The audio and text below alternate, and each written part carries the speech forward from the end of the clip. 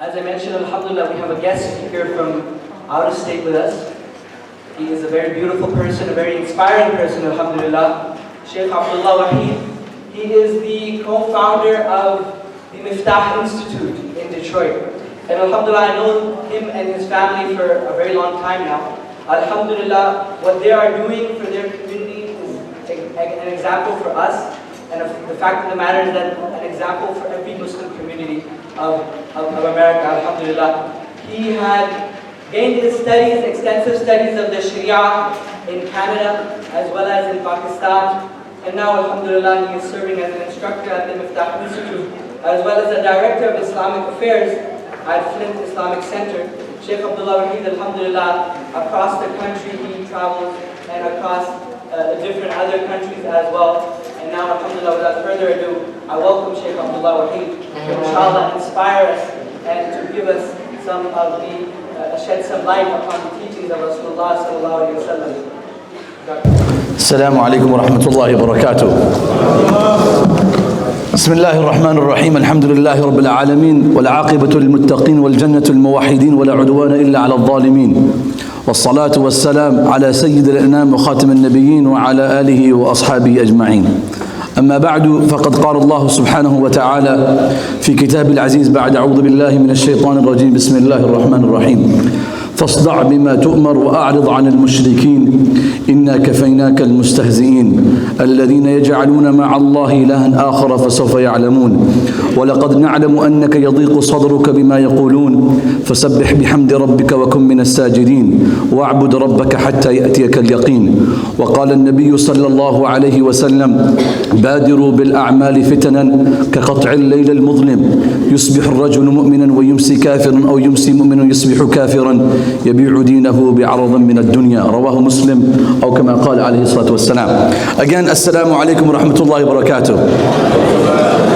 Brothers and sisters, fellow youngsters, I am honored and pleased to be here to see these beautiful faces and also the beautiful weather of Florida. You don't need to persuade me to leave Michigan where it's 15 degrees. A few days ago it was 5 degrees, ice from the sky, ice on the road, life-threatening driving conditions. And here, mashallah, you guys are enjoying the beautiful sky, the sunshine, with the beautiful faces. May Allah bless these faces. Say Ameen. May Allah bless the Muslims in this state and make Islam shine across the world from this state. Brothers and sisters, as we American Muslims are honored to be in this part of the world, we are privileged to have the freedom, the liberty, the autonomy to claim to be Muslims in a minority state, in a community where we can freely follow and practice our religion. The Prophet ﷺ says, "Man asbaha aminan fi sirbi, mu'afan fi badri, indahu qutu yawmi, faka'annama hizat lahu dunya bihadafiriha." Anyone that wakes up in the morning and there is no immediate threat to their life, there is no drones hovering over their homes. There is no one in India that is beating you because you're a Muslim. Your home is not threatened because you live in the Gaza Strip. You're not a person who is from a part of Asia or China that because of your religion you have been incarcerated and isolated from society. You are a Muslim and you live in a community, though you live in a country that's run by Donald Trump, you are still safer than majority of Muslim countries in the world. Man asbaha, let me say this very clearly, you are still safer than many Muslim countries in the world. Man asbaha aminan fi sirbi. If you wake up in the morning and there's no immediate threat. Number two, mu'afan fi badani. In your body, you have legs that walk, you have arms that move, you have eyes that see. There is no chronic major illness. Even if there is reward for the hardship. Mu'afan fi badani. Allah has given you some health where you can worship Allah and you have the time to do so. Number three, indahu qutu yawmi. You have sufficient livelihood and food to survive to the end of the day. Not for the week, not for the year, not the food that's stored in our homes in the month of Ramadan where we're supposed to be giving, but we have more food to waste than the entire year. You have enough food to survive to the end of the year, the end of the day. The Prophet ﷺ says, this individual is the king of the world. فَكَأَنَّمَا حِيزَتْ لَهُ الدُّنْيَا بِحَذَافِيرِهَا, as if the world is at his or her disposal. They are immediate, they are blessed. مَا أَنْعَمَ عَلَى عَبْدٍ بِنِعْمَةٍ أَوْفَى مِنَ الْعَافِيَةِ وَكُلُّ مَنْ عُوفِيَ فِي جَسَدِهِ فَهُوَ فِي عِيشَةٍ رَاضِيَةٍ وَالْمَالُ حُلْوٌ حَسَنٌ جَيِّدٌ وَلَكِنْ مَا حُسْنِهَا غَدَّارَةٌ فَانِيَةٌ. The ability just to be healthy and to be alive and to practice your religion, it is the greatest blessing in the world. Yes, brothers and sisters, we look at the life of the Prophet ﷺ as our role model and example. The Prophet ﷺ could not preach Islam in Mecca for 10 years.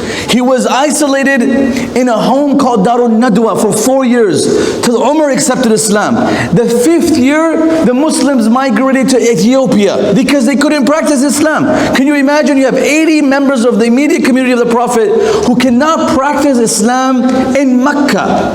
And from amongst those people is the daughter of the Prophet, Ruqayya, and Uthman, the son-in-law. So we're talking about royal family who had no protection. We're talking about Abu Sufyan, his daughter Habiba. She accepts Islam. Even Abu Sufyan, who later becomes the chief of Mecca from the non-Muslim community, his daughter was not safe. They migrated to Ethiopia. The Prophet ﷺ is working in Mecca. And one day, this is a narration that's narrated by a Muslim, but when he saw this incident, he was not a Muslim. His name is Munib al-Azadi. He says, رَأَيْتُ رَسُولَ اللَّهِ صَلَّى اللَّهُ عَلَيْهِ وَسَلَّمَ. I saw the Prophet in the valley of Mecca going to people and say, قُولُوا لَا إِلَهَ إِلَّا اللَّهُ تُفْلِحُوا. I only have a request. Believe in the oneness of God, you are successful. I promise you success. On the flight here, I brought a student of mine who's in 2nd year of PA school, but he went through the ilm program with me, and he's in 2nd year PA school, and he wanted to fly with me, so I brought him on to the plane. And on the way to the airport, 4 o'clock in the morning today in the morning, he talks to me, he says, Sheikh Abdullah, I want to talk to my non-Muslim friends, and I want to be able to present to them what Islam has to offer. What are the perks of being a Muslim? Like, what can I tell them that Islam offers that their religion doesn't offer? I said many things, but I said, let me tell you the truth. When the Prophet ﷺ was convincing the people of Mecca to accept Islam, and they gave him conditions. Oh Muhammad, if you become the leader of the world, then give us the leadership next. Or, oh tusqit as-samaa alayna kisafan. Can you make a chip of the sky fall? Oh tusqit as-samaa alayna kisafan. Oh ta'tiya billahi wal malaikatu qabila. We want angels, we want rivers, we want other. They had these absurd, requests to the Prophet ﷺ. And the Prophet ﷺ, when anyone made this request, if we become Muslim, what do we get in return? Then I said to this friend of mine, the student, I said, one of the most greatest injustice to converts is that we give them this security that we're going to provide something for them. So there's this false expectation to the community of the converts, but in reality, the Prophet never promised the Muslims anything. He said to them, if you become Muslim and you give me your money and your wealth and your time and your health, I promise you paradise. That's all I have to promise. And I said this, I said, it doesn't matter what promises we make to these people. In the end of the world, all this is what we're providing. What are we going to get? See, what happens is a person becomes righteous, hoping that his affairs or her affairs will get better, but they get worse. A person starts coming to the mosque, starts going for Hajj, goes for Umrah, starts to fast, hoping their relationship will get better, the marriage will get better, the children will get better, but things get worse. Brothers and sisters, the Prophet ﷺ was intensifying his worship in Mecca. Things never got better. Actually, he was expelled from Mecca. What I'm trying to explain is there are chances and there are hopes and there's expectation that Allah will bring satisfactory to our life. But the reality is, this world is a test. This entire world, from marriage to raising children to migrating to here, and this whole thing is a test. And anyone that says this You are the captain of your ship. You control your destiny. It's contrary to the principle of Islam, because we are forced to do our best and the results are in the hands of Allah subhanahu wa ta'ala. The Prophet ﷺ is going to people and he's telling them, say la ilaha illallah. What is the result of this? فَمِنْهُمْ مَنْ تَفَلَ فِي وَجْهِ وَمِنْهُمْ مَنْ حَثَ عَلَيْهِ التُّرَابِ وَمِنْهُمْ مَنْ سَبَّهُ. Some people spat on him. Some people threw dirt on his face. People insulted him. حَتَّى انتصف النهار. Finally midday hits and is scorching, in the scorching heat of Makkah. And you know how intense heat could be, especially living in the south. Finally, from far distance, فَجَاءَتْ جَارِيَةٌ بِعُسٍّ مِّن مَاءٍ. A young girl from far distance comes running crying. And she comes to the Prophet ﷺ, the greatest human. Brothers and sisters, I don't know if we know how great this human is. I swear to God, his hands split the moon. His fingers split the moon. Rivers and water and streams would flow from his fingers. Brothers and sisters, the world was presented in front of this person. Brothers and sisters, when he was a child, the foster mother noticed all the changes that were happening in her home. This was when he was in an infant state. Brothers and sisters, non-Muslims, emperors in Rome, when they saw Muhammad when he was 12 years old, they said, this man is a final prophet. At 12. This is in Bukhari. He wasn't an ordinary person, brothers and sisters. Ali radiallahu anhu says, مَا مَرَّ بِحَجَرٍ وَلَا شَجَرٍ إِلَّا قَالَ السَّلَامُ عَلَيْكَ يَا رَسُولَ اللَّهِ. Muhammad sallallahu alaihi wasallam would not walk by a tree or a rock in Mecca, but they would greet the Prophet sallallahu alaihi wasallam. This great human is receiving this hostility in return from Mecca. And then this young girl comes. She washes the face of Muhammad sallallahu alaihi wasallam. And the narrator says, قُلْتُ مَنْ هَذِي? Who is this young girl washing the face of this man who's being abused? And the return was, this is a daughter of the Prophet Zainab. This is the daughter of the greatest human who's witnessing all this difficulty. Brothers and sisters, the pain was so much that God had to send revelation to tell the Prophet, don't worry, we got your back. Give you examples. Allah says, فَاصْدَعْ بِمَا تُؤْمَرْ وَأَعْرِضْ عَنِ الْمُشْرِكِينَ. I went to Texas and I spoke at Valley Ranch where Sheikh Yasir Burjas and Sheikh Umar Suleiman are imams. And I spoke after Isha and my topic was this. And I said, listen, we're all overwhelmed with Donald Trump becoming the president. But let me tell you what the Prophet was told when he was overwhelmed. فَاصْدَعْ بِمَا تُؤْمَرْ وَأَعْرِضْ عَنِ الْمُشْرِكِينَ إِنَّا كَفَيْنَاكَ الْمُسْتَهْزِينَ. All those who are mocking you, all those who are Islamophobes, all the things that you don't want to hear, let me tell you, we will defend you. We are with you. In the end, Allah subhanahu wa ta'ala says, praise your Lord. Allah will make things easy for you. The Prophet also went through so much. He went through pain. He went through hardship. And this one moment this is the first daughter. We witnessed the second daughter's incident. One day the Prophet ﷺ is returning from a campaign or a journey. And the custom of the Prophet ﷺ was, I say this from the bottom of my heart, that if parents can adopt the parenting style of the Prophet ﷺ, you have no better example as a father than the Prophet ﷺ. Especially for daughters.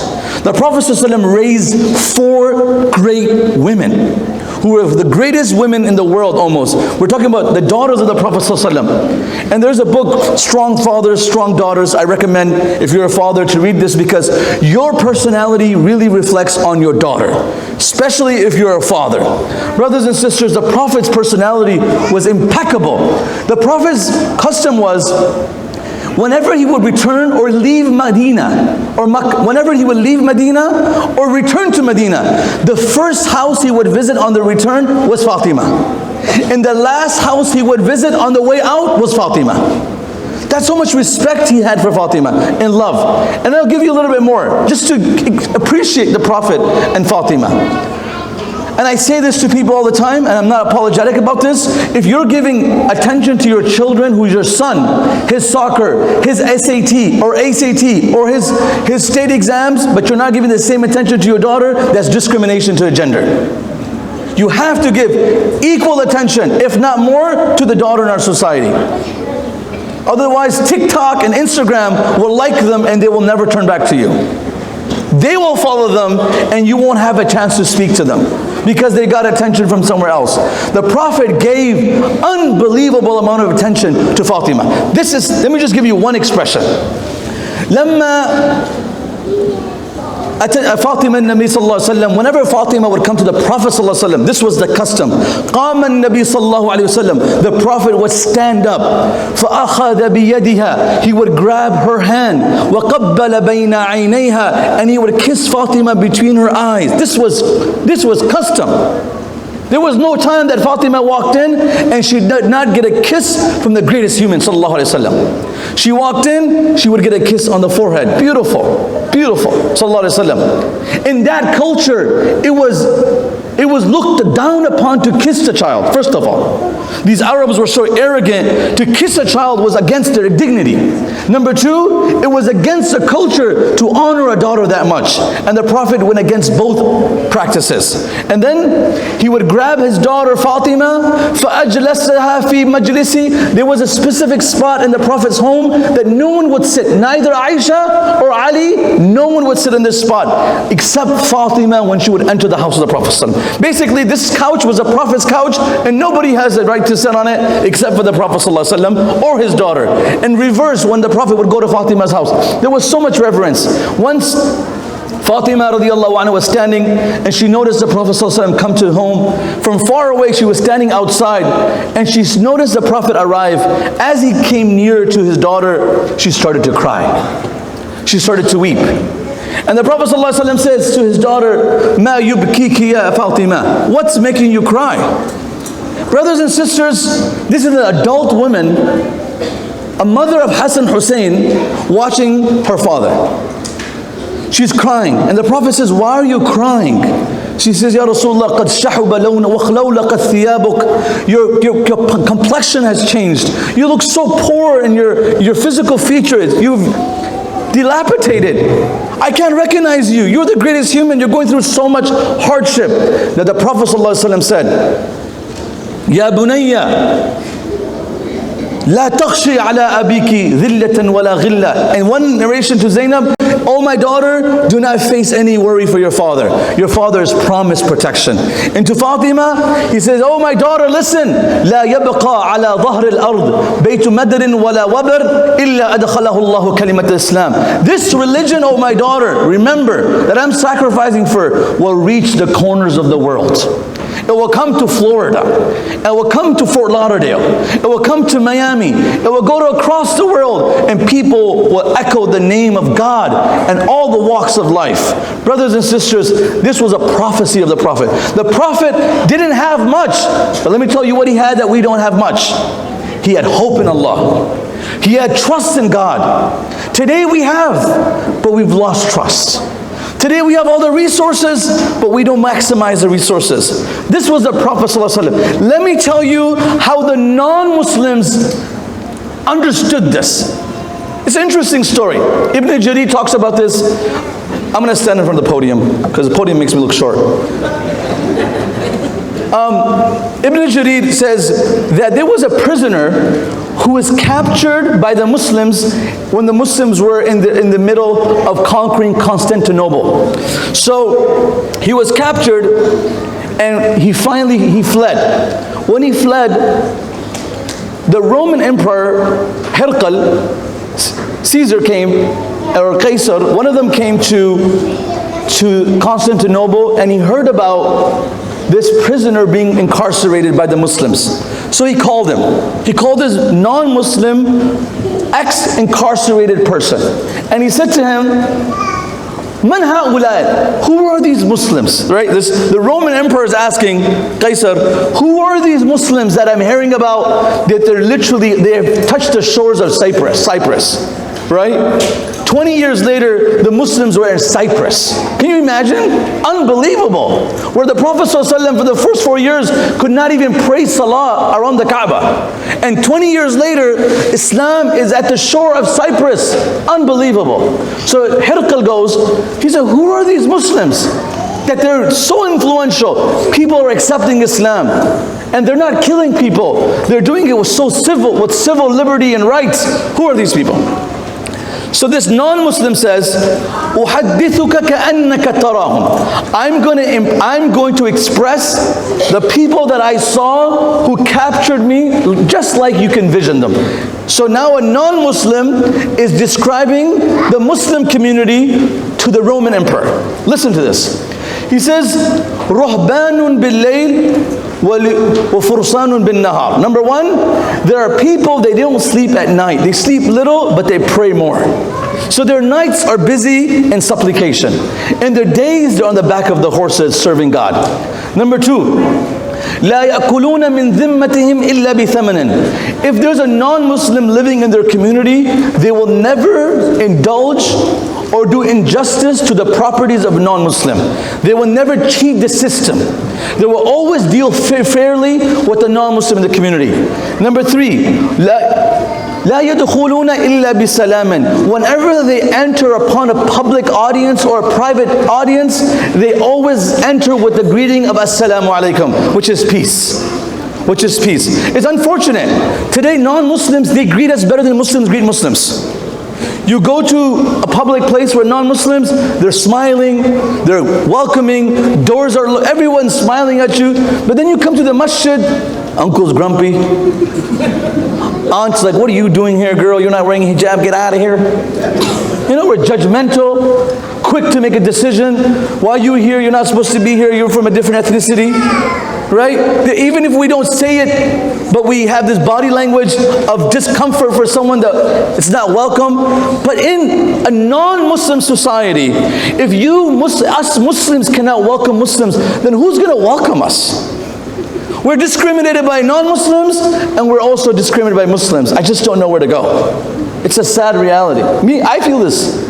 On the airport, I'm telling you, I dress almost like this except for the turban. And they always have special testing on me. They like to pat me for some reason. Not only in San Francisco, everywhere. You know, they love to pat me down. They want to see what's going on. And they do like bomb testing on my fingers and my phones. But the reality is we are subject to this secondary, which is not acceptable, but we know. But you can't have this type of attitude of discomfort in your home, in your mosque. Let me tell you what this non-Muslim was saying about the Muslim. Muslims always entered with a smile. They brought happiness. They brought peace. Number four, listen to this.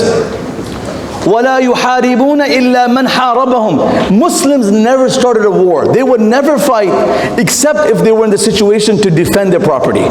There were always people of peace. The response of Hirqal, the response of the Roman emperor at that time. You know what he said? In kunta sadaqtani. If you are honest in describing the Muslims that you have just described, la yarithanna ma tahta qadamayya hataini. These Muslims that you have described, one day they're going to conquer the land that I'm standing upon. Why? Not because of their weapons or their intellect. It was what they were honest about. They were real people. Brothers and sisters, as we enjoy our life in America, we have so much potential. Our youth, our daughters, our sons. On the whole drive here, 40 minutes from Miami, my whole conversation was about endorsing which candidate for this primary. And you know, the PACs of the Muslim PACs are saying, Michigan, we need this support for Bernie and stuff like that. And I'm talking, I said, you guys messed up against Hillary. You should have burned Bernie back then. Now you're going to bring him? You know, but I gave my opinion. But brothers and sisters, Muslims have so much influence in this country. 10% of the physicians in America are Muslims. But the reverse of this, 25% of youth or members who are born in Islam, 25% have left Islam. 25% have left Islam. And the return to this is 25% have entered into Islam. So you have converts, Latinos, African Americans. So brothers and sisters, we as Muslims have a great role in this country. It's not just a home or a car or Ivy League school for my child. Brothers and sisters, all this is it's a tip of the iceberg. What good is a child who's gone to an Ivy League school but doesn't recognize God? who's lost their heritage, who's lost respect for their parents. What does that mean? So many times I do family counseling, and the wife says to me, Sheikh, we lived simple, we were happy. Today we have this many bedrooms, and this many rooms, and this many cars in the garage. Life is miserable. Please take me back 20 years. And I say to these people, the world around struggles to have half of what you have, hoping to be, a fraction of joy in their life, but you're talking about miserable life right now. Brothers and sisters, we can't compromise our beautiful children. We can't compromise our relationship with God, because the world ahead is greater than this world in front of us. That's the reality. And let me tell you the truth. As Muslims, what are we aspiring? And I'm going to give you a few examples so they can help us reform our trajectory. We are all good Muslims. Look at us, mashallah. When I walked in here, it looks like I'm sitting in a Muslim country. But really, I'm in Florida, a few miles away from a beach. But there are so many beautiful Muslims who are inspired to practice their Islam. Brothers and sisters, I have to say this. America is the melting pot to any religion. It's not about Islam. Christianity, Catholics are complaining, evangelicals are complaining. All the religions are like, oh, our children are leaving, our children are leaving. Islam is also facing the same challenges. Other religions are saying our children are vaping, drugs, pornography, or addicted to games. 3 days ago, we had a snowstorm in our city. Schools were shut down. So I took my kids out, and I went to my neighbor as an imam of my community. I went to one of my neighbors, and I rang the bell. I said, send your 10-year-old out, because I felt like he needs to get out. So I took him in my car. He didn't want to leave the house because he was stuck on a game, And I came in the car, and we're going to take him to some like Sky Zone trampoline park, just for the kids to have fun, keeping indoor. I asked the kid on the way back, 9 years old, what do you want and what do you aspire when you get older? You're big right now, but you're going to get older. What do you want? So the kid says, I want to become a soccer player. Kudos to you. Just make sure you exercise well. 2, I want a Lamborghini. Nothing wrong with the Lamborghini. Have a Lamborghini, you come to the masjid earlier. Good for you. Right? I think every imam should have a Lamborghini. They won't miss salah. I'm just joking. Number 2, he wants a good car. I said, awesome. Number 3, and my son, Hassan and Zakaria, who are 8 years old and 6 years old, sitting there, he says, I want a beautiful girlfriend. And my son, he's the son of a sheikh. So he reacts like, I hope dad didn't hear that. And I did. And I love the honesty of a child. You ask an adult, I don't want a girlfriend. I want straight Jannah. But he's not honest. But let's ask this child, how is he thinking like this? This is his aspiration. I said, you meant you want a wife. He said, Sheikh Abdullah, before that too, I want to have a little bit hanky-panky, hanky-dorky. Some fun time, get to know He's 9 years old. 9 years old. And they're thinking like this. And their minds are going all around. They're exposed to it. So America has a challenge where your religion is under threat. Number 2, you all live in Florida, where anyone that is religious wants to come to Florida to liberate themselves in holidays. Right? They want to come and enjoy Florida. And Florida has the retirement. Everyone's here and everyone wants to enjoy spring break and winter break. I feel sorry for the police department in Florida. But the reality is, this place has a little bit higher challenge, which also equals to higher reward.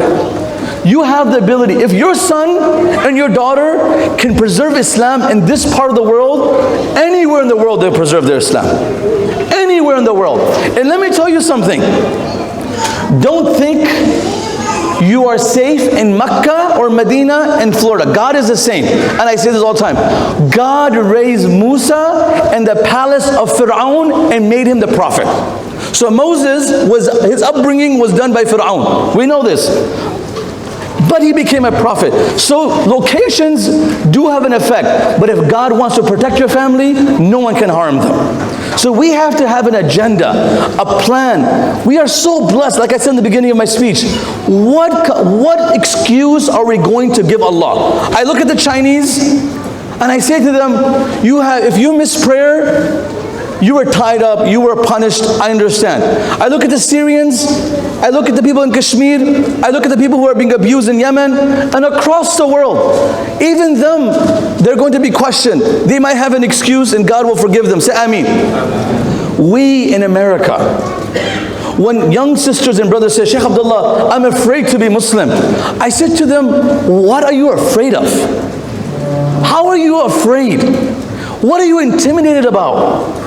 You have the easiest aspect in this part of the world. You can walk freely. You can be proud, unapologetic Muslim.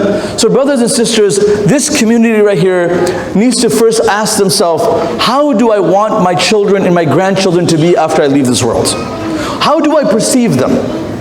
How do you expect your child, just imagine this, your child standing at your funeral and praying for you. Because you know when we all leave this world, that's all we have left. Real incident. I was in Seattle, Washington for a weekend, or for a travel for religious purpose. The Imam made an announcement, there's a Muslim in the hospice. Who wants to go visit the Muslim? So I was there and I said, why not? This is an opportunity. 70,000 angels on my back praying for me. I need these angels. Let's go catch some angels. That's how I looked at it. I went to the hospice. I went with a few youngsters. We sat down and the man was in a poor condition. And I started reading Quran. As I started reading Quran and Yasin, tears started flowing from this man's eyes. His eyes could not open. He could not talk. He could probably hear us, and he started, literally, his moisture in his eyes started to flow. And I saw the youth who were with me read La ilaha illallah, La ilaha illallah, La ilaha illallah. We recited the kalima, and after 45 minutes, we get up, and we're leaving the room, and the last student of mine that's walking out, he says, Sheikh, he's saying something, come back. So I come back, and he was taking his last breath. He was taking his last breath. And right away I recognized this and I said, say Allahu Akbar, say Allah's name, praise Allah, the angels are here. And we did this, and then I called the nurse and checked the pulse, and he had passed away. Right away, the first thing we said, we were in a hurry to leave because we were there for 45 minutes. We have other plans. I said, we're canceling all plans. I want to meet the immediate family, the children, the wife of this person. Who is this person's relative? They show up in half an hour, 45 minutes. And the son says to me, as we're, giving them condolence, he says, Imam, what's the procedure? I said, there'll be a washing, there'll be shrouding, and there'll be burial and janazah. He says, I don't know anything about Islam. Just send me the bill. What does he say? Just send me the bill. And he died on a Thursday night. So I said, no, come Friday, your father's funeral will be on Friday. What a blessed day. And I was hoping he would arrive on Friday. On MJUM, I gave him the directions, address, everything. I met him in contact with the local imam. This man drives into the lot after the funeral of his father. After the funeral. And he says, I don't know Islam. I never prayed. And I don't say this to discriminate from the country he was from, but I say this as a lesson because this country is very dear to me today and will always be. He was from the great land of Turkey, where the Muslims ruled for 800 years, where that child of that land today doesn't know how to pray funeral on a father. What are we talking about? Brothers and sisters, this is a tragedy. I'm seeing this day and now, and parents are coming to me with the complaints of their children, and I say to them, you're coming now? Now, when your child is thinking about leaving Islam? Where were you 20 years ago? Where were you before that? So brothers and sisters, it is very vital that we take care of our community. We are so fortunate that our children can worship Allah, have Islamic schools, have Sunday programs, come to the mosque. Look at this, beautiful mosque. Beautiful place. So brothers and sisters, as a brother and a friend to everyone I go across America, we have to reshape our trajectory in this country. And that is, why are we here? And let me tell you the benefit of this. Number one, brothers and sisters, you know and I know, this world can never satisfy us. This world is unfaithful. People in marriages have promised, but they've broke their promises. Children who are your biological blood, unfaithful. The world in its essence is unfaithful. It is unworthy, and I say this from the bottom of my heart. It is not worthy to invest in a world or in people who are not completely loyal like Allah to you. Allah is promising you, I will maintain your family and you and your progeny. Just be loyal to me. I will take care of that. And what is the obstacles? Let me tell you the two obstacles. One, ourself. We are the only obstacle in our advancing to the future. Number two, of course, the shaitan. The shaitan has made this covenant to God. I will distract this human from every angle. You know your enemy. Allah says, "Inna shaitan lakum adu." He's your enemy. Don't worry about it. I've explicitly told you, this man is your enemy. So what does God say to us? Your father Adam and your mother Eve, we just told them to stay away from a tree. لا تقربا هذه الشجرة. I don't know what attraction did Adam have in a tree. I just don't know. I want to ask him. I'm going to Adam, what was so attractive about a tree? Could you not stay back? We would all be safe. Allah says, Adam and Hawa, لا تقربا هذه الشجرة. So number one, all the wrong that is happening around us, let's stay distant from it. This is my Ustad used to say. He says, Abdullah, always be a confident Muslim, but never feel that you are not going to be influenced. Everyone is vulnerable. Even adults are vulnerable to their temptations. Everyone is vulnerable. Be confident. I can say, I'm an imam, I can walk on South Beach, right? And I will look down, and I will get wet in the water and come out, and I will be safe with that's confident. That's a confident Muslim, right? A confident Muslim will say, I think I can go into a pub or a club and bring my friend out once or twice, but the shaitan knows how vulnerable this person is. How weak this person is. So brothers and sisters, we have to insulate our families around righteous people. We have to insulate our families around Quran, around religion, around righteous. And let me tell you the truth. People think that if my child becomes righteous, he might not become a doctor, or he might not become an engineer, or she might not become a dentist or a lawyer. I'm telling you right now, from my studies and from our experiences, those children who have God in their life do greater in their education in their school. They are least distracted. They are better students. They have higher grades, and they're more successful because they're disciplined in front of Allah. The world is not a challenge for them. God gives you both perks and benefits. This dunya becomes yours, akhirah becomes yours, and that's what we have. We have these beautiful children around us. We have our life, short, very short life. Very short life. We have to live it in a way that is most pleasing to Allah. And let me tell you how much Allah will love you. One narration. See, the Imam said 1 hour, and I said 1 hour is too long for me because I'm not used to speaking for an hour anymore. So I'm going to close it very soon. Brothers and sisters, the Prophet ﷺ he comes to one of his companions, and I'm telling you, Allah loves you all. Someone asked Hassan Basri rahimahullah that, hey Imam, great scholar. He said, Sheikh, I heard if you do wrong, Allah is angry at you and He takes away your blessings. I don't pray, I don't fast, I don't do righteous things, but I'm wealthy, I'm healthy, and I'm blessed. I have everything. So Hassan Basri asked this person, simple question.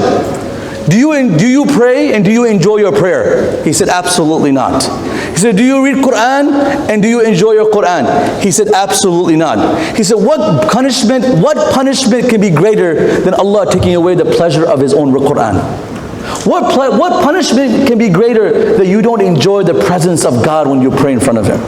I don't know what you're talking about. You know, sometimes we go to our children, we give them everything. We give them an iPad, we give them an iPhone, we give them a PS4, we give them a Nintendo Switch. They got everything going right.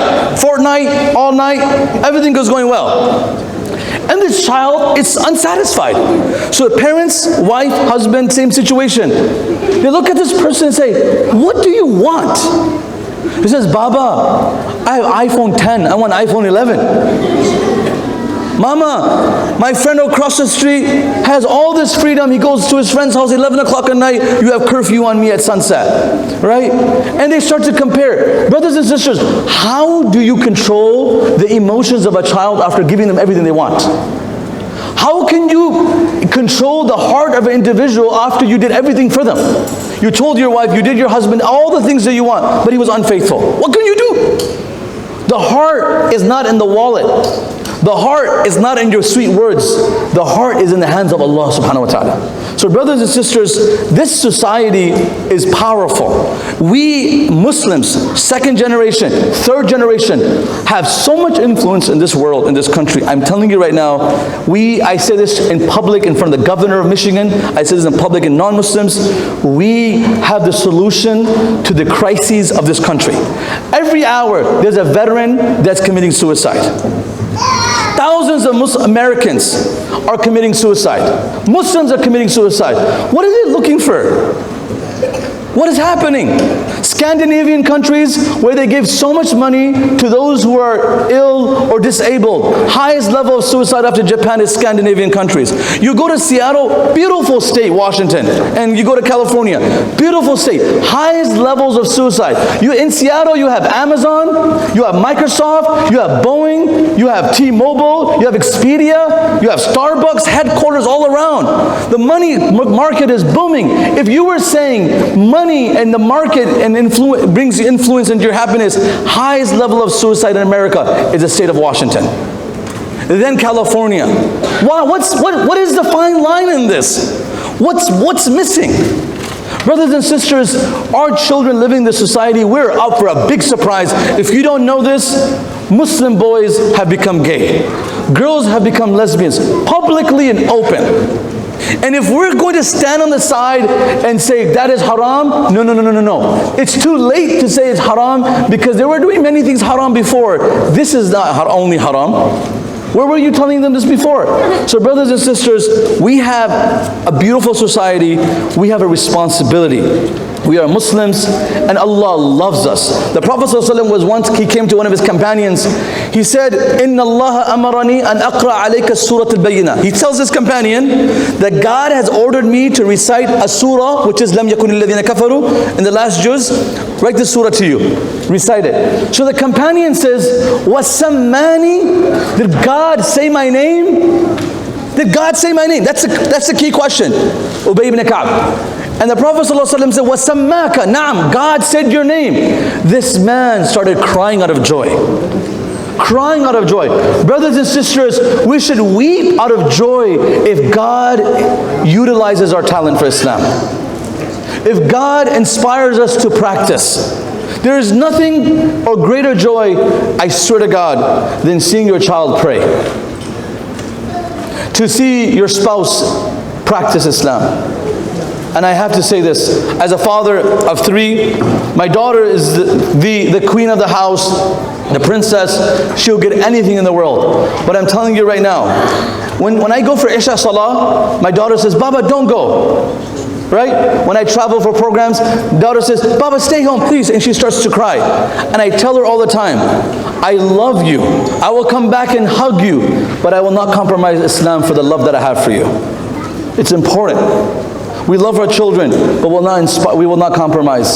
So this country, again, is a beautiful country. I have to say this. I say this publicly in Pakistan when I go to my parents' homeland.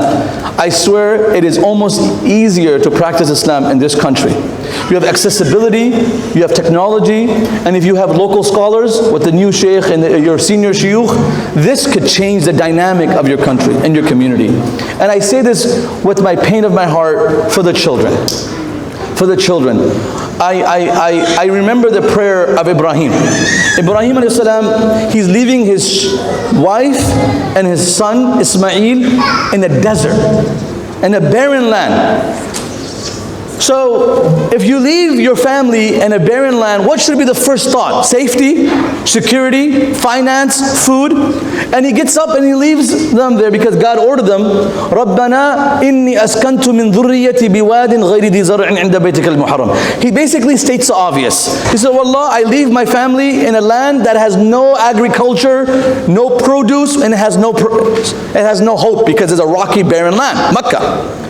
The first dua he makes, he states the obvious. The first dua he makes, رَبَّنَا لِيُقِيمُوا الصَّلَاةِ. Oh Allah, make them establish salah. What? You got this infant, he's going to establish salah?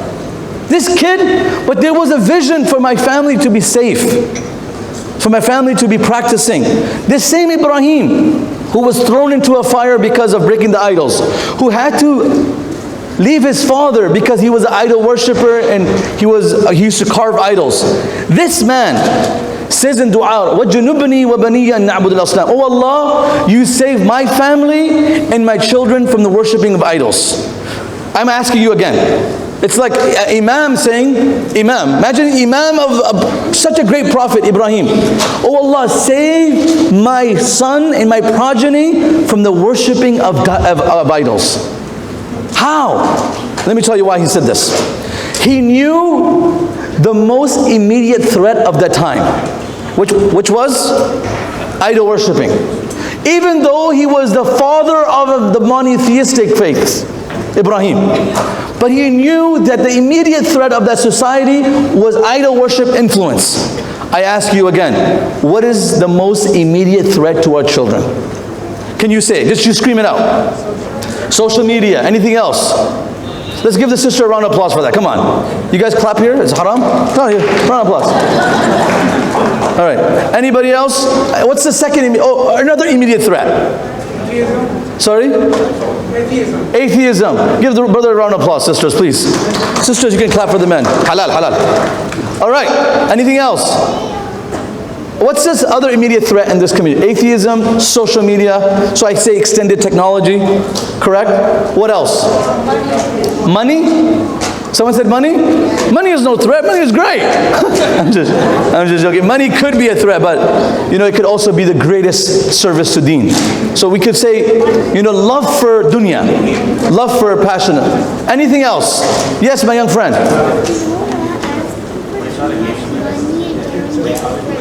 Okay, thank you. Give this young kid a round of applause. Come on. MashaAllah. Anyone else? Yes. Multicultural? Yeah. So, living in a multicultural society is a threat? The thing is, the kids learn different things from different schools and colleges and they grew up to be confused because of all the complex cultures, the Western culture, the Indian culture, Pakistani culture, the Trinidadian or Caribbean culture, or the Ghanese culture. I understand, but let's give the uncle a threat. A round of applause. Yes.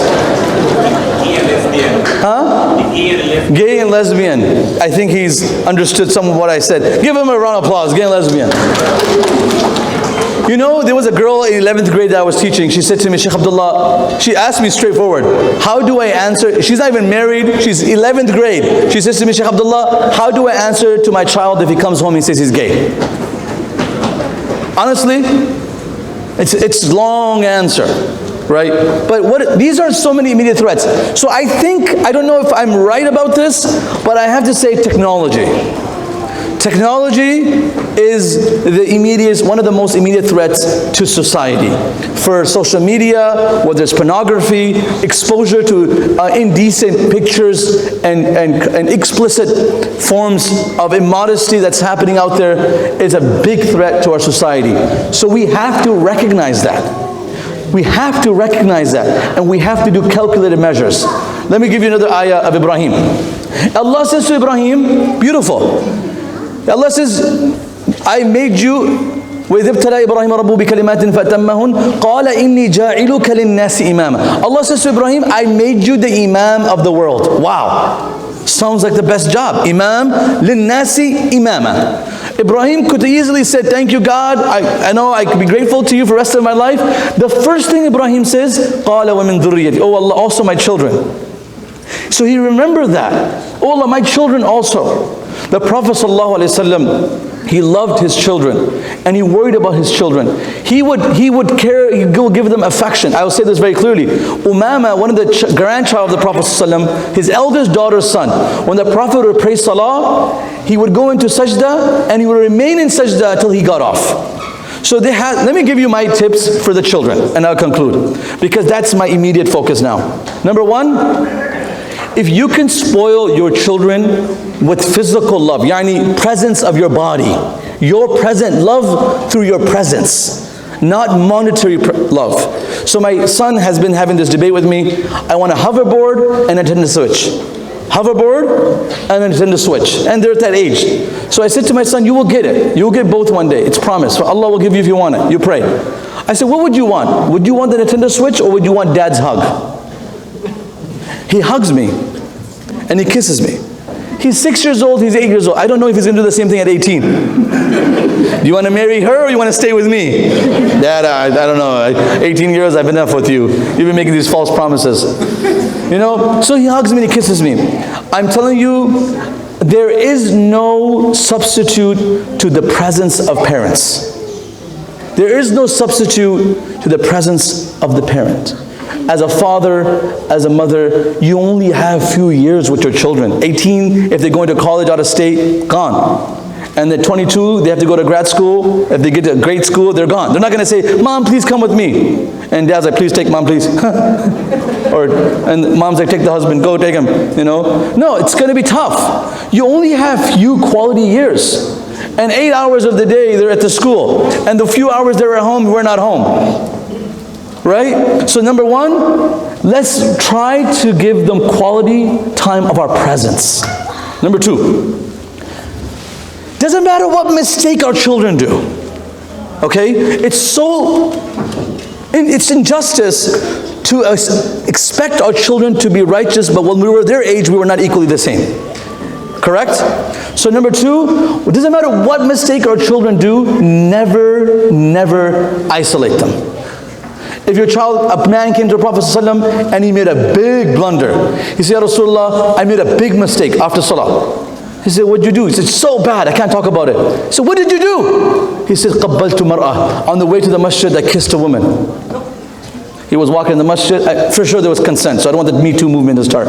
You know? So he comes to the masjid and he kisses the girl on the way to, I was like, for me, I'm going to ask this Sahabi on Jannah. I was like, man, you were playing around on the way to the masjid? Haram. Like, how'd you do this? He kisses the woman on the way to the masjid. He comes to the masjid, but the key element is regret. We all make mistakes, but there's regret. He goes to the Prophet, he said, I kissed a woman on the way here. What did the Prophet do? Prophet, you know what the Quran says, don't get close to zina and it's all bad and all this is bad. Yes, but when it happens, don't overblow it up. Deal with it in a very non-judgmental way. The Prophet said, no big deal. But it is a big deal. But he says, did you pray Asr with us? He said, I prayed Asr with you. He said, you're forgiven. Brothers and sisters, I'm not giving you fatwa to kiss everyone. That's not the fatwa of the turban. Please, hold my dignity. A man comes to the Prophet ﷺ and he comes straight forward. I say, this man has guts. Straight from the Prophet ﷺ, say, Ya Rasulullah, idhin li bizina. Allow me to do zina. Allow me to do adultery and fornicate. The Prophet, Umar bin Khattab are sitting there, Sahaba sitting there. Imagine someone coming up to the Imam and says, Imam, my mom doesn't want me to marry this person. I want to do zina. And the Imam says, here's your ticket. No, he can't do that. So the Prophet ﷺ, you know, he listens to this person and he calls him close without criticizing him. And he says, At-tuhibbu li ummik? Would you allow someone to treat your mother, your aunt, your maternal, paternal, your sister? Would you allow such treatment to any of your relatives? He said, no way. He said, this is similar. You cannot mistreat someone, their dignity. And then the Prophet ﷺ took his hand, put it on his chest, and he made dua for him. Allahumma tahir qalba wa hassin faraja. My point is, never over-exaggerate the mistake. Always have the child in your heart. Make him feel that you love them even with their imperfections. They love us with our imperfections. Yaqub's sons, I have to say this, I'm going to call it quits. Yaqub's sons threw Yusuf in the well. Am I right? Can there be a bigger crime than plotting the assassination of a future prophet? Yusuf. And Yaqub knows they did this. It's not like he doesn't know. It's not a conspiracy.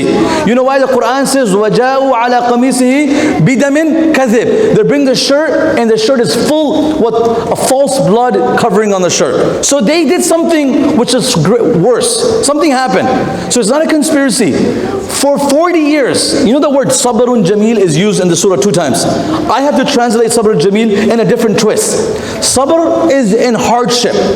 I lost my son Yusuf, so I thus have to be patient. I don't have my son. Let me make you understand it from a different perspective as a parent. Also the tolerance to deal with these children who are rebellious.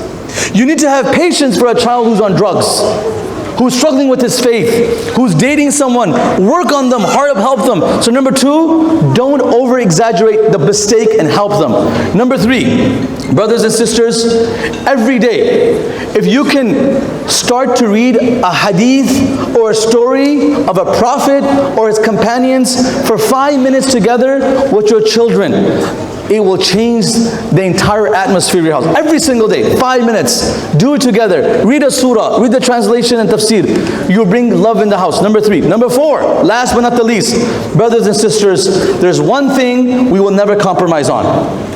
That is salah. Start with the salah. You wake up in the morning, did you do your homework? Did you pack your lunchbox? I made it last night. No, the first question should be, did you pray Fajr? They come home from work, did you take from school? Did you take a shower? Did you do this? We ask these social questions to our children. The way we talk to our children, we impress them with the ideology that we have. So we talk to our children, did you pray Asr? Go pray Asr first. You're going for soccer, you're going for gymnastics, you're going for other activities. First thing and the last thing, when we wake up, when we go to sleep, doesn't matter what age, what gender, even if they're 7 years old, start with salah. And I tell you the truth, this is how I've done it with my son Hassan, and for the past 1 week, he has woken up for Fajr before me as an imam, and he has prayed Fajr before me. And this takes influence on the child. And these are my simple advice. Your community is beautiful and it has so much more potential. And inshallah, like I said, Islam will shine across the world from the beautiful shining state of Florida. Jazakumullahu khairan.